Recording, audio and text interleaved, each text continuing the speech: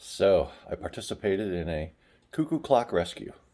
This was found in a friend's shed, missing some weights, but I dug into the depths of the cuckoo clock, lubricated it, cleaned it, had it apart 4 times, and made some weights. Here you go.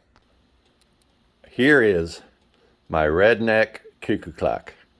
A little beat, a little battered, a little unique, but here we go. Gently. Poor old thing. Gently. Gently.